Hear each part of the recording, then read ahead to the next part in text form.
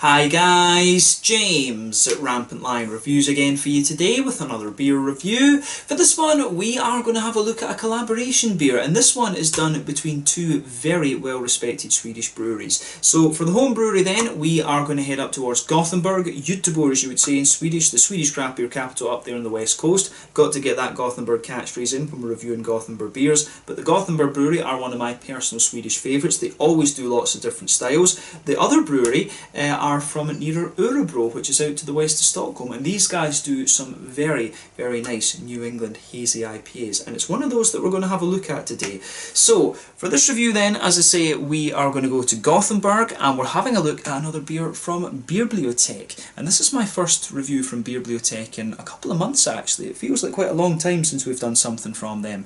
So this is a collaboration beer with Apex Brewing Co, who are from Nora, just to the north of Örebro, out to the west of Stockholm as I mentioned. The beer itself is called Muck. It comes in at 8.2% ABV, and this one is a New England hazy, however you want to call it, double IPA. So yeah, very curious to see how this one turns out. I think this beer was released on the 15th of December 2020 as part of the Tillfälligt assortment through Systembolaget here in Sweden. So this was one of the kind of temporary releases, but I think this should be a very nice beer. I've had some really great stuff from Beerbliotek over the years. These guys are not afraid to try different styles, but the New England hazy IPAs and also the West Coast and black IPAs that I've had from them have always been good, and as I've said to you earlier, Apex Brewing Company are really known for these kind of New England hazy IPAs as well, so I'm sure this one will be quite an interesting beer, and as always I hope that you guys enjoy my take on this one. So yeah, let's go for it, let's see how we get on with this. So as always with my reviews, I'll tell you a little bit about the breweries involved here before we taste the beer. If you want to get straight to the tasting, just fast forward. All the usual links are in the video description below. That's the brewery websites, the link to my other reviews that I've done both from Beerbliotek and from Apex Brewing. You will no doubt see more added to both of those lists in the fairly near future. There's all the usual social media down there. If you want to see more reviews, do please consider subscribing to the channel. The whole channel of course has a geography based tagging system, so you can go into the homepage and search for beer based on country, city, state, county, province, prefecture, whatever it is you're interested in. Do check out the playlists of beers from different countries. There is one there for all the Swedish beers that I've reviewed for you. That's constantly being added to, and as always please do get in touch and let me know some of the other beers and breweries that you guys would like to see me review. It's always great to hear from you guys that are watching the videos, and the support that you show the channel is hugely appreciated. So anyway, to tell you a little bit about the breweries then, we'll kick off with Beerbliotek, since these guys are the home brewery. So as I've mentioned to you already, Beerbliotek are based in Gothenburg, Göteborg, and the company was founded back in 2013 by a multinational group of friends. So this is Adam Norman, who's from Australia, Richard Bull, who's a Kiwi, New Zealand, Anders Hedlund, who is Swedish, and then Daryl Deneker, who's from South Africa. So Adam and Richard ran Bar Doppio in Gothenburg, and then Daryl and Anders were regular customers at the bar, and they often just used to sit and talk about beer, and then one day they decided that they were going to buy a brew kit and start brewing their own, and safe to say it's gone quite well for them.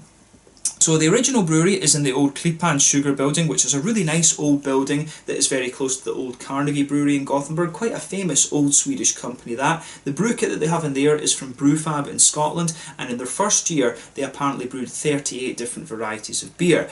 But all of their beers in the early days were brewed in very small batches, so they were kind of sticking to their home brewing roots of very rarely brewing the same beer. So they do kind of still say that they have no fixed range and that they're always brewing new beers. They are always brewing new beers, but I would say that there are ones that come back kind of time and again. They do tend to bring back certain beers that prove very popular. So yeah, they don't have a core range as such, but you know, the popular beers will make their way out again, it's safe to say that. But in 2015 these guys opened a second brewery in Kungston, and this is where they have their main tap room, and they now run their main brewing operations there. The old brewery is now used for producing sour beers, and they're also working on a barrel aging project in the new brewery as well. We've had one or two beers from that so far. The Would I Lie to You, that was a beautiful beer, so I really hope that Beerbliotek release more from that barrel aging program over the next little while, actually, because I think they might well have only released 1 or 2 through Systembolaget so far. So yeah, unfortunately, unless they do that, it's a bit difficult for me to get hold of some of these different barrel aged Beerbliotek beers. There's a few Scotch ales and things in there that I would love to try, so fingers crossed we can sort that out somehow. But yeah, big barrel aging program going on at Beerbliotek these days. Always lots of different interesting styles from them. And that's really kind of what their trademark is, if you like. But the idea behind the name Beerbliotek is that they say they wanted to create a library of beers. They wanted to create a variety of different things so that the customer could always learn about, you know, a new hop variety, a new malt, or a new yeast, or something like this. So yeah, basically the idea was to create a library with beer. But as of December 2020, when I'm filming this review for you, these guys have produced around 265 different kinds of beer, and that number is always increasing. So yeah, a pretty cool brewery in this case, actually, and they're not afraid to try different styles, as I said. But when it comes to Beerbliotek, what I would say that what I would recommend that you do is pick a style of beer that you personally enjoy, see if Beerbliotek have one of those, and try it, and you know, you will 99% of the time get a good beer out of it. These guys do very, very nice stuff in my experience. But yeah, that's all I can really tell you about Beerbliotek for the moment. If you want to learn more about these guys, you can check out the brewery website, you can follow them on Facebook and Instagram to keep up to date with all the latest goings on, and you can of course check out the Rate Beer, Untappd and Beer Advocate to learn more about all the different beers that these guys have done. And at some point in the future you will see these guys feature on a Meet the Brewery segment. Daryl Denecker actually has messaged me quite a few times through the channel Facebook and things like that, so he was quite keen to do one of these interviews and give me a little tour of the brewery and things like that, so we'll see about getting that done at a later date the next time I get up to Gothenburg. But yeah, that's all for Beerbliotek for the moment. Let's go on to the away brewery then, to Apex Brewing Company. So as I mentioned to you earlier, Apex Brewing Company are based in a little place called Nora, which is just to the north of Örebro, out to the west of Stockholm, and this company is a little bit newer. These guys were founded back in 2017 by Daniel Gatchitz and Niklas Lundgren. Both of these guys are musicians. Niklas played in the band 59 Times the Pain, whereas Daniel played in Voice of a Generation, and they are responsible for the brewing operations, but there are a few others involved in the company. There's Leif Karlsson, Ola Eriksson and Roger Hjelm, but they started off with a 500 litre brew kit and 6 fermentation tanks, and they were just selling their beers in the local area before they went into Systembolaget. And I think the first beer that they released in System was the single hop, which you can still get today actually, along with the New England Double IPA. I think it's something in Motueka, I forget actually, but yeah, the pink one, the Motueka, the single hop and the Motueka beer are the ones that are regularly in Systembolaget today. But they've gradually expanded over the last few years. In 2018 they produced around 35,000 litres of beer and about 25 different varieties, all of which were pretty much New England hazy IPAs, and they brewed around 120,000 litres over the course of 2019, and they're continuing to expand that from what I understand as well. But as of December 2020, when I'm filming this review for you, these guys have produced 50 different kinds of beer, and I am hoping that next year they start to release a few more things again through Systembolaget, because it's been a little while since they've released a new beer through Systemet actually, so fingers crossed that comes again quite soon. The most recent beers I reviewed from these guys were the Tender Abuse and the Hoax Double IPA. Both of those were very nice, but these guys are very, very prolific. There seems to be a new IPA released from these guys pretty much every week, and the main way to get a hold of those is through Glassbanken, but you know, to order from them every week, I think, for the Apex beers is a little bit much, I think. But yeah, I would love to see Apex putting out some more beers through the Tillfälligt and the Lokalis Muskelid in Systembolaget. Fingers crossed we can get some new stuff that way quite soon actually. But yeah, very, very good brewery. They're doing some really, really nice New England IPAs. They've kind of specialised in that style, to be honest, but I would love to see them do like a couple of black IPAs and West Coasters and things like that. It would be cool to see Apex do a few different styles over the next little while. But if you're into your New England hazies, as many people are these days, they are definitely one of the Swedish breweries that I would always always recommend. But yeah, that's all I can really tell you about Apex Brewing for the moment. Again, if you want to learn more about these guys, you can check out the brewery website, you can follow them on Facebook and Instagram to keep up to date with all the latest goings on, and you can of course check out the Rate Beer, Untappd and Beer Advocate pages to learn more about all of those different beers that they've done. But yeah, let's get on and actually have a taste of this beer then. I'm very curious about this. So as you can see, the artwork on this one is slightly different from what you would normally get from Beerbliotek. This beer apparently is 292 in the Beerbliotek numbering system, so they've tried to brew 292 different beers, although that number I gave you earlier of 265 from Beerbliotek, that is from Untappd. So you know, I do know that they do dump one or two things if they don't turn out very well. So yeah, maybe that number on Untappd is not quite accurate actually, but yeah, I think some beers get released earlier than others and things like that, so you do get lower numbers sometimes when you are reviewing new beers from Beerbliotek. But yeah, the artwork on this one, as you can see, is a little bit different. There you can see Beerbliotek number 292, then Apex Brewing Company, 8.2% New England Double IPA, and it certainly looks very, very nice, this one. So you can see on the back, Swedish craft beer. I always like that, how Beerbliotek put a little Swedish flag on the things. But yeah, this one, 330ml can. I think I paid like 40 Swedish kroners for this, if I remember rightly.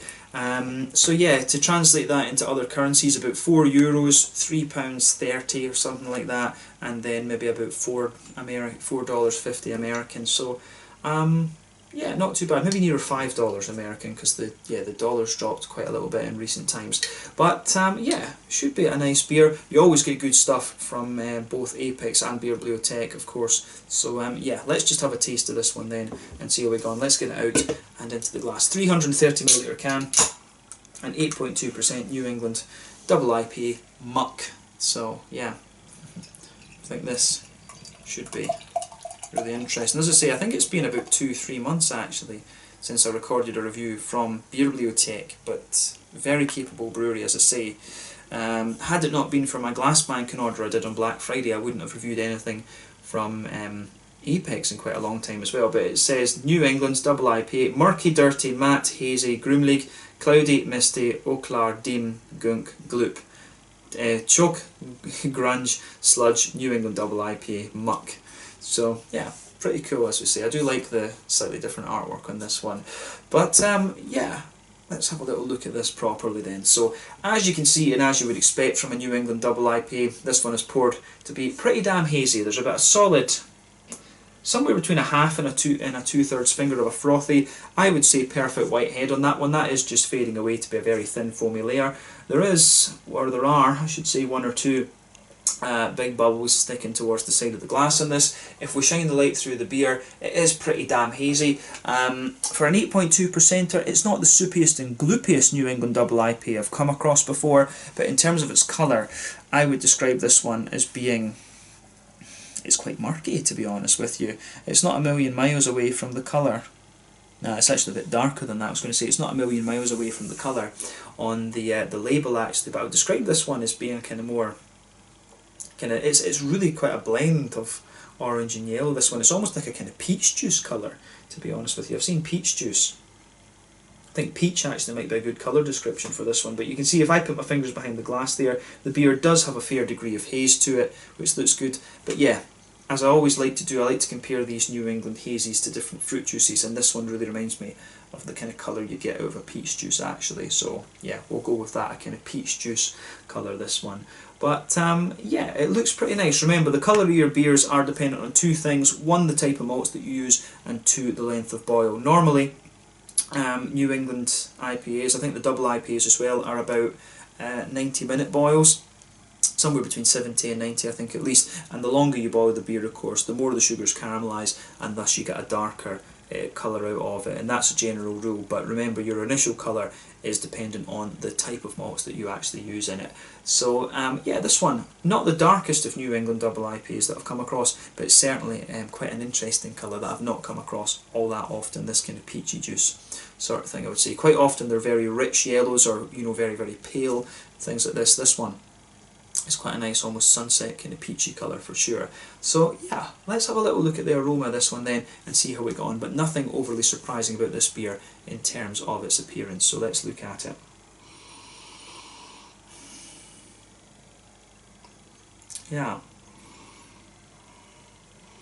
Yeah, so this one comes across really quite nicely actually. I mean, and I wouldn't expect anything less from both of these brews. I've had really positive experiences from both over the last years.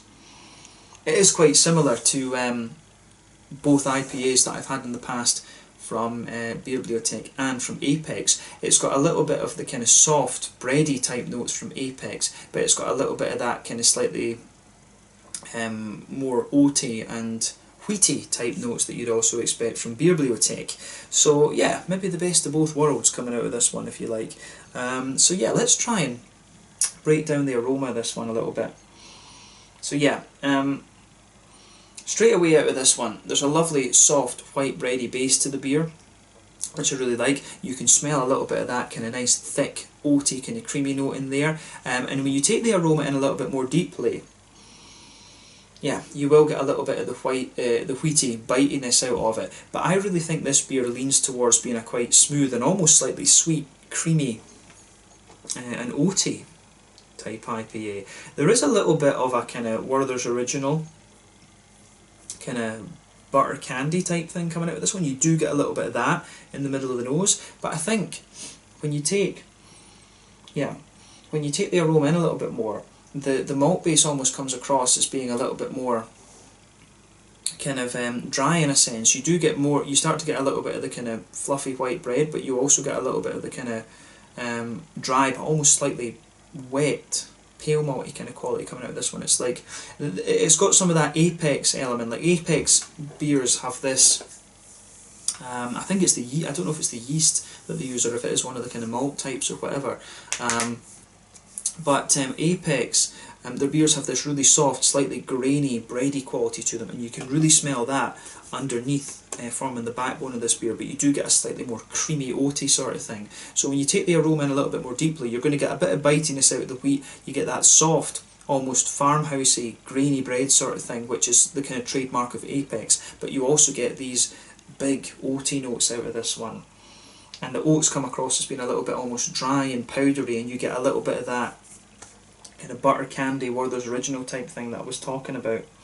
So yeah, you really can get elements of both breweries in this, that soft white grainy bread from the Apex beers coming out, but also a little bit of the more bitey wheat and oaty side of thing that I would be more inclined to associate with Beerbliotek, because the thing that's always interesting about the Apex beers is they do almost smell quite yeasty and quite farmhousey when you smell them, but then when you take them in, they've got a lot of wheat and they've got a lot of oats in them as well actually. The Apex Brewing beers are always very, very smooth and, you know, ridiculously drinkable, in my opinion. The Beerbliotek ones are always a little bit kind of thicker and more oily and you know, really packed with flavour in that sense as well. So the main difference, I guess, I would say between these two breweries would be that obviously Apex specialised in the New England IPAs, but if we just focus on that style, I would say that the Apex beers are definitely their mouthfeel. It's the main difference between these two brews would be mouthfeel, and I think the kind of the Apex beers are designed to be like really, really drinkable, and I think maybe the Beerbliotek beers are designed to be a little bit more kind of sippable, if that makes sense. Maybe that's a good way to summarise it. But yeah, on the malty side of things, which I think really defines the beer in a lot of ways, you can smell the elements of both, which I think is quite nice for a collaboration. But maybe I'm saying that just because I'm familiar, or quite familiar with both of these breweries. But yeah, on the hoppy side of things then, let's look at that. So yeah, there's a wee bit of earthiness coming out of this one. You do get a little bit of that. There's a nice little bit of floral aromaticity in there. You can smell a little bit of the dustiness from dry hopping in this one. You can smell a little bit of that. I'm probably drinking this beer very, very fresh if I'm getting that, so maybe I should have let this mellow out a little bit more. That's one of the risks you run with the New England IPAs. I think you've always got to give these beers like 10 days to 2 weeks in the can just to let them kind of mellow out properly. But yeah, there's definitely a bit of that kind of dusty, dry hopping kind of thing to this one. But a nice big floral aromaticity out of this one. Not overly pungent or spicy or anything, just quite nice and smooth. and aromatic in that sense, but you've got a lovely lighter kind of grassy quality to this beer as well. And the fruits, I think the fruits in this one are really what make this beer. It's got a lovely balance between it being oily and being juicy. The fruits out of this are very, very nice, I have to say. I'm just going to say that straight away. So for me, it comes across as quite, I'd be curious to know what hop that is actually.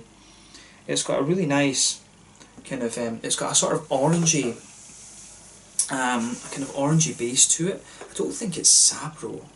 It could, but although in fairness, it could be Sabro. It's got a really nice kind of orangey, kind of quality to it. The thing is, the Sabro has got a very, very light, almost mandarin-y quality to it actually. I don't think it's a Zaka. I don't think it would be a Zaka that's in this one. Although it wouldn't surprise me. I always like playing guess the hops with these New England IPAs, but this is definitely a bit hard to place.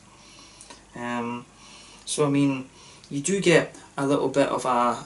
It strikes me as being more of a citrusy leaning IPA. This one, I get a wee bit of a kind of mandarin-y, tangerine-y orange. There's a bit of a kind of lemony, limey quality to this one as well, and you know, maybe there is a bit of a kind of juicy mango as well. You know, could it be a little bit of Idaho 7 and, you know, like a bit of Sabro or something like that that's in here?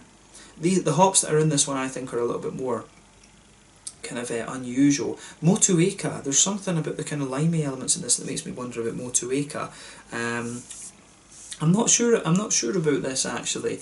There wasn't much data on the website that told you what hops and things like that were in this one. I would love if Beerbliotek would do that. It would be nice to know what kind of hops and things are going into the IPAs, and you know, because that's, as I say, I like using all these beers as a learning experience. So I would love it if Beerbliotek told you what hops and what malts are in the beers actually. But yeah, the fruity side of this one is nice. As I say, I get a juicy mango out of it, some other soft tropical fruits I think it's fair to say as well, like papayas, you know, apricots, these kind of typical things. Nice kind of light mandarin-y, orangey quality to it, and you've also got a little bit of a kind of lemony, limey kind of zest on the front of the nose there as well. I think mainly lime in fairness, but yeah, I certainly like how the aroma goes together in this one. It's definitely got elements of both, and the fruits at the same time they're quite juicy, which they've got a little bit of that light kind of juiciness to them that you expect of Apex, but they've also got a bit more of the oily character that you would associate with Beerbliotek as well. So take a bit of time to ponder over the aroma of this one for sure. But let's have a taste of this one now and see how we get on. So this one is the Muck, a New England Double IPA coming in at 8.2% ABV from Beerbliotek up in Gothenburg and Apex Brewing Co who are from Nora, two very well respected Swedish breweries. Let's get stuck in. Slange, skål, cheers.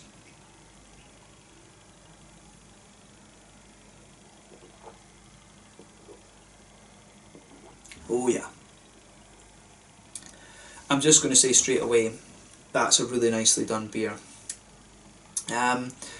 First impression is it's got the kind of Apex drinkability to it. It's got the Apex kind of smoothness almost, but then it's got a bit more of a kind of Beerbliotek type slickness to it. So it has got a wee bit more of the kind of Beerbliotek oiliness to it in that sense. So I really like this. Yeah, this is absolutely solidly done. If you get the chance to try this, have a go at this beer. Overall, within the New England IPA category, I'd say this is a lovely kind of smooth, and you know, it's one of these very soft and very kind of juicy New England IPAs. It's not too floral and aromatic, not too pungent in that sense. It's not too kind of oily and fruity. It's just a very smooth type beer, this one. I really like how this goes together. So thumbs up to both Beerbliotek and Apex in this one. Let's try and break down the flavour a little bit then.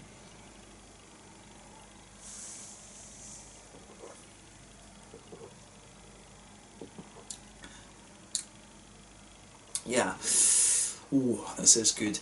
So yeah, straight away with this beer then, you can feel that lovely, soft, kind of white bready quality. That just blankets the middle of your palate, and that's forming the base in the middle third of your palate and towards the back third of your tongue. If you move back onto that back third of your tongue, you do get a little bit more of the kind of wheaty bitiness out of the beer. You can feel that in that kind of border region between middle third and back third of your palate, you can feel some of the kind of yeasty qualities coming out of the beer. I would guess that this is probably like, that this is maybe a London fog yeast. It does taste quite similar to the Apex beers in that sense, so I would think that this is probably some sort of London fog yeast that's in here.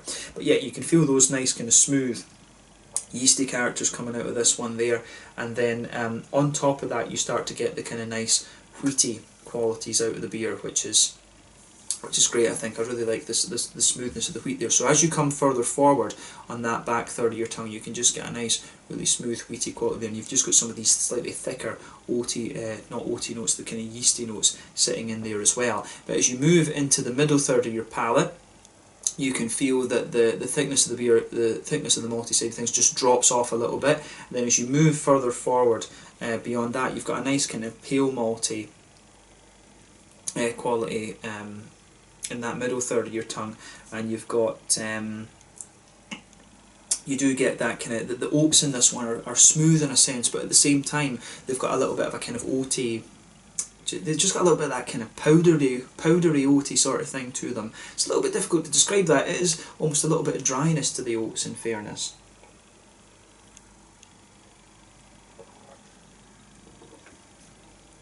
But I really like this beer actually. What I'll say about this one straight away, it's a shame if this is only produced once.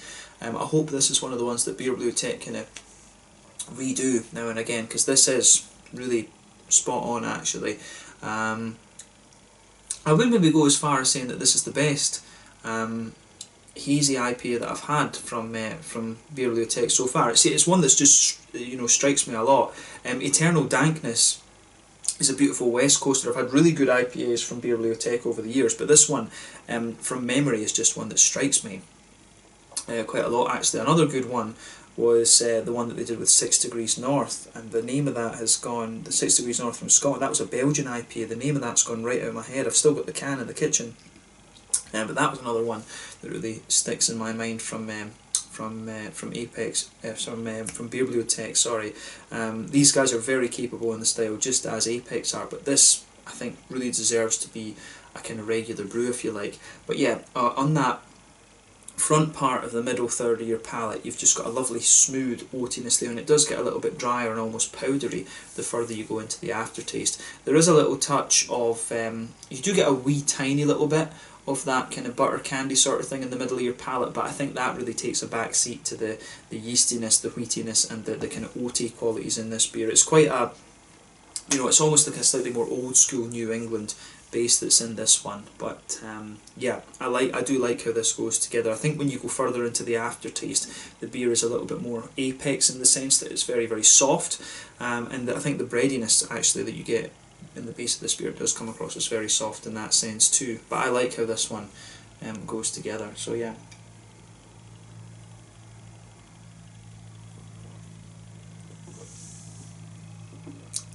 But yeah, this is an absolutely solid beer in my mind. Malty base, really nicely done. Let's focus on the hoppy side of the beer then. In the back corner of the palate you do get a little bit of earthiness there, and as you move further forward that smoothens out, then you get some nice big floral aromaticity on this one as you go further forward. Again, it's not spicy, it's just got a little bit of a, it just kind of lingers there as you go further into the aftertaste, and then round the very front curve of the tongue the beer is just that little bit lighter and grassy. So yeah, that is pretty nice, I have to say.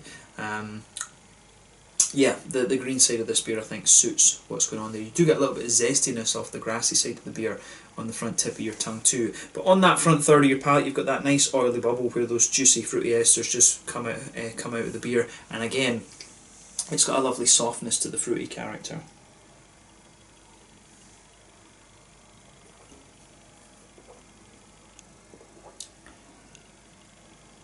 So yeah, at the back of that kind of front third, at the back of that front third of your tongue, there's a teeny bit of passion fruit there, but it's actually a very, very soft fruit that you get with this one. It becomes a sort of very soft mango straight away. I do wonder if Idaho 7 is one of the ones that's in here. I think maybe there is just something that's telling me this could be Idaho 7 just because of the level of fruit that you get with this. You get mangoes, it's got that apricot-y, papaya sort of thing going on in it. I want to say Idaho 7 for this.